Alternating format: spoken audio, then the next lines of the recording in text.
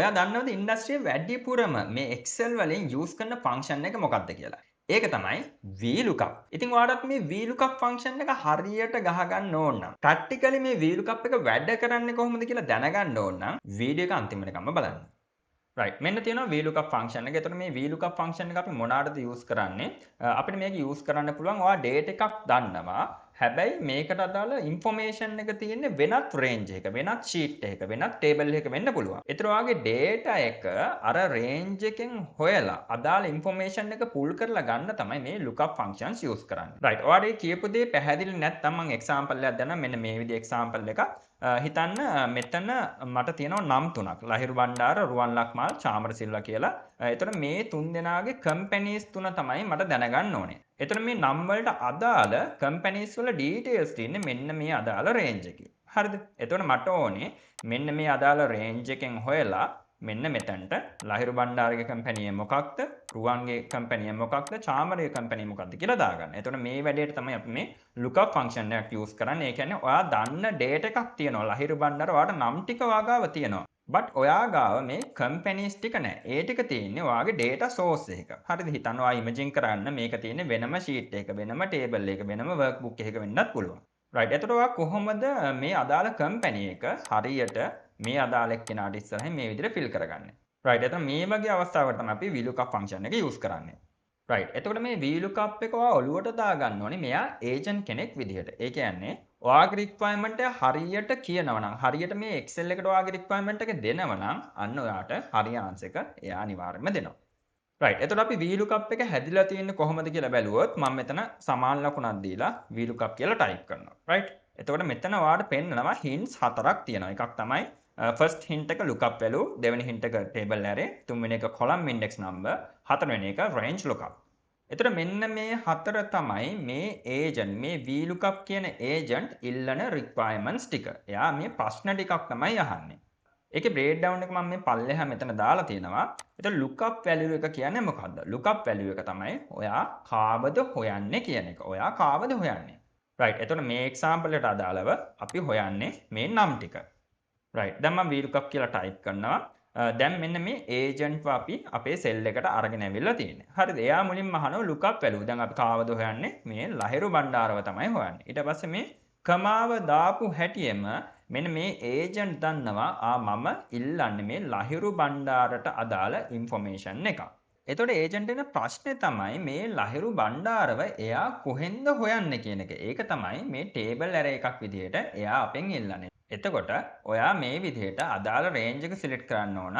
ඔයාගේ data ටික තියෙන්නේ කොහෙද කියලා. එතකොට මෙතන පොඩි රූල් එකක් තියෙනවා. ඒ රූල් එක තමයි ඔයා මේ හොයන value එක තියෙනවනේ. මෙන්න මේ value එක හැමතිස්සෙම ඔයා මේ සිලෙක්ට් කරන රේන්ජ් එකේ පළවෙනි කොලම් එකේ තියෙන්න ඕන. ඒක ඇවිල්ලා රූල් එකක්. right? එතකොට ඔයාලට පුළුවන් මේ විදිහට කමාවක් දාන්න.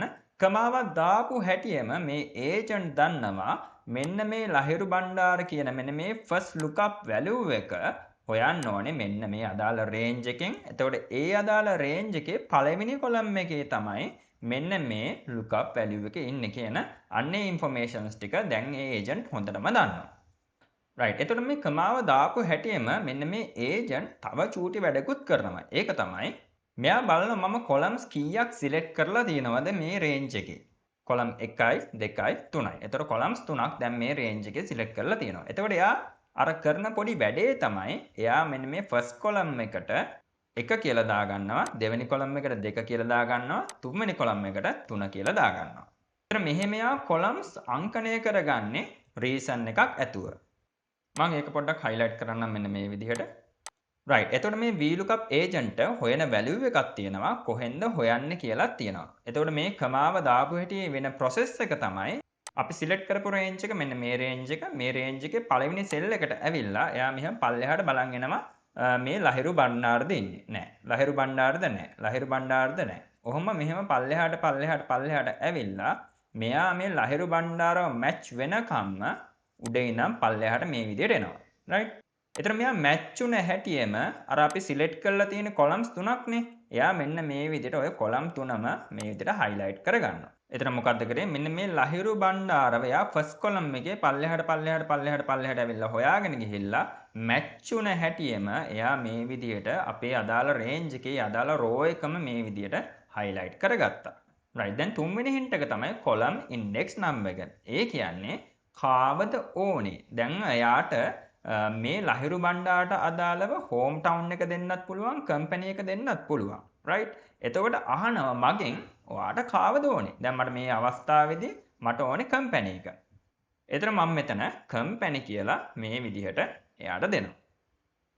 හැබැයි මෙහෙම දුන්නට මේ VLOOKUP agent ඒක identify කරගන්න බෑ. අපි මිනිස්සෙක් නිසා අපිට පුළුවන් හරි කම්පැනි තියෙන්නේ මේ තුන්වෙනි කොලම් එකේ කියලා මේ අදාළ MS Holdings කියලා මෙතන අරගන්න පුළුවන්. නමුත් මේ VLOOKUP agent ඒ වගේ හැකියාවක් නැහැ. ඒ නිසායි අන්න එයාර 1 2 3 කියලා මේ අපි රේන්ජ් එක සිලෙක්ට් කරපු හැටියෙම එයා වෙනම අංකණය කරගන්නේ. ඒ නිසා අපිට ඕන ඉන්ෆෝමේෂන් එක දෙද්දී ඔයා මෙතන දෙන්න ඕනේ column index number එක. ඒ කියන්නේ ඔයාගේ ඉන්ෆෝමේෂන් එක තියෙන්නේ පළවෙනි කොලම් එකේද දෙවෙනි කොලම් එකේද තුන්වෙනි කොලම් එකේද කියලා. ඒතර දැන් මට ඕනේ කම්පැනි එක. ඒ නිසා මම මෙතන 3 කියලා ටයිප් කරනවා. එතන මේක මාව දාපු හැටියෙන් මේ VLOOKUP agent දන්නවා මට ඕනේ මේ තුන්වෙනි කොලම් එකේ ඉන්ෆෝමේෂන් එක කියලා. right ඊළඟට අහනවා matching mode එක.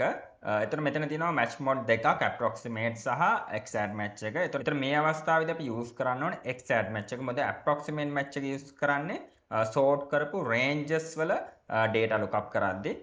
එතකොට ඔයාලට පුළුවන් මේක දෙවෙනි අවස්ථාව ඒ කියන්නේ exact match එක විදිහට තෝරලා bracket එක close කරලා ඔයාලට මේ විදිහට ලහිරු බණ්ඩාරට අදාළ කම්පැනි එක MS Holdings කියලා return කරගන්න. right දැන් මේ විදිහට fill handle එකෙන් මට මේ විදිහට drag කරගන්න පුළුවන් පල්ලෙහාට. එතන මේ VLOOKUP එක ගහද්දී ඔයා කන්සිඩර් කරන්න ඕන තව දෙයක් තමයි මෙන්න මේ රේන්ජ් එක ඔයා ලොක් කරලාද තියෙන්නේ කියලා. ඒතකොට දැනට අපේ මේ රේන්ජ් එක ලොක් කරලා නැහැ. ඒකයි මම මෙන්න පල්ලෙහාට මේ විදිහට සිලෙක්ට් කරද්දී මෙන්න මේ මෙතන තියෙන මැද රේන්ජ් එක මේ විදිහට වෙනස් වෙනවා. එතන මේක වෙනස් වෙන්නේ නැතුව ලොක් කරගන්න ඕන නම් ඔයාට පුළුවන් මෙන්න මේ රේන්ජ් එක මේ විදිහට සිලෙක්ට් කරලා ඔයාගේ කීබෝඩ් එකේ F4 කියන කී එක මේ විදිහට ක්ලික් කරලා enter එකක් දෙන්න. දැන් ඔයා මේ විදිහට ඩබල් ක්ලික් කරාට පස්සේ මේ රේන්ජ් එක බලන්න වෙනස් වෙන්නේ නැහැ. ඉස්සරහ lookup value එක වෙනස් වෙනවා. නමුත් රේන්ජ් එක වෙනස් වෙන්නේ නැහැ. එතන මේ රේන්ජ් එක ලොක් කරන්න මම යූස් කරේ F4 කී එක. ඔයාට පුළුවන් එහෙම නැත්නම් මේ ඉස්සරහට කොලම් එක ඉස්සරහට සහ රෝ එක ඉස්සරහට ඩොලර් මාක් දෙකක් දාගත්තා නම් අන්න ඔයාගේ රේන්ජ් එක ලොක් කරගන්න පුළුවන්. right අපි quickly තව example එකක් go through කරමු. මෙන්න මෙතන තියෙනවා items වගේක් සහ month එක මෙතන තියෙනවා. මට ඕනි මේ items වලට අදාළව මාර්තු මාසේ sale එක අරගන්න. එතන මේකේ data ටික තියෙන්නේ මගේ මෙන්න මේ data කියන sheet එකේ. right එතන මෙතන තියෙනවා අදාළ products වලට අදාළව monthly sale එක මෙන්න මෙතන තියෙනවා. right දැන් බලමු මේ වැඩේ කොහොමද කරන්න කියලා. right මම VLOOKUP කියලා මෙතන type කරනවා. දැන් lookup value එකේ කියන්නේ කාවද හොයන්නේ. මම කාවද හොයන්නේ. මෙන්න මෙයාවයි හොයන්නේ. කමාවක් දානවා. ඊට පස්සේ table array ඒ කියන්නේ කොහෙන්ද හොයන්නේ? ඔයා කොහෙන්ද හොයන්නේ? මෙන්න මේ data sheet එකේ මෙන්න මේ අදාළ range එක ඇතුලෙන් තමයි අදාළ item එක හොයන්නේ. දැන් මම range එක මේ විදිහට F4 key එක දාලා මේ විදිහට lock කරගන්නවා. ඊට පස්සේ කමාවක් දැම්මම අන්න අහනවා column index number එක. අර මං කිව්වනේ මෙතන March කියලා ගැහුවට මේක වැඩ කරන්නේ නැහැ VLOOKUP එකට අඳුන ගන්න බෑ. ඒ නිසා ඔයා දෙන්න ඕන column index number එක number එකක් විදිහට. එතකොට අපි select කරේ මෙන්න මේ range එක. එතකොට මෙතන තියෙනවා column 1යි 2යි 3යි 4යි 5යි. එතන March කියන detail එක තියෙන්නේ මේ 4 වෙනි column එකේ. මම 4 කියලා දෙනවා. කමාවක් දාලා exact match එක මේ විදිහට දීලා enter එකක් දෙනවා. දැන් මට පුළුවන් මේක මේ විදිහට පල්ලෙහාට drag කරන්න. එතකොට first item දෙකේම sale එකක් වෙලා නැහැ. type C charge කියන එකේ 3.5 million sale එකක් වෙලා තියෙනවා. අපි බලමු හරිද කියලා. right මෙන්න මෙතන තියෙනවා type C charge මේකට අදාළව මේ මාර්ච් එකේ සේල් එක ඇවිල්ලා 3.5 million. right මේ වීඩියෝ එක මුලින් ඉඳන් අන්තිම වෙනකම් බැලුවා නම් දැන් ඔයා දන්නවා VLOOKUP කියන්නේ මොකක්ද? කොහොමද මේ VLOOKUP එක යූස් කරන්නේ? මේ Excel එක ඇතුලේ run වෙන්නේ. ඒ කියන්නේ process වෙන්නේ කොහොමද කියන මේ idea එක දැන් ඔයාට තියෙනවා. ඒ නිසා දැන් බය නැතුව ගිහිල්ලා ඔයාගේ daily job එකේදී VLOOKUP එක යූස් කරන්න. මතක ඇතුව මේක practical වැඩ කරන විදිහ දැනගෙන මේක යූස් කරන්න. මොකද මේ VLOOKUP එක ඔයා මේ idea එක දන්නවනම් ඔයාට පුළුවන් මේක තව customize කරන්න, advance කරන්න පුළුවන්. ඒ කාරණා අපි ඉස්සරහ videos වලින් කතා කරමු. channel එකෙන් ඉස්සරහට අනිවාර්යෙන් වෙනවා. ඒ නිසා subscribe කරලා තියාගන්න. මේ වීඩියෝ එක ගැන ඔයාගේ අදහස අනිවාර්යෙන් comment එකක් දාන්න. මොකද ඒක ගොඩක් වටිනවා ඉස්සරහට මේ channel එක කරගෙන යන්න. එහෙනම් සබ්ස්ක්‍රයිබ් කරන්න, ලයික් කරන්න, කමෙන්ට් කරන්න, and ඔයාගේ යාළුවටත් මේක ෂෙයා කරන්න. ජය වේවා.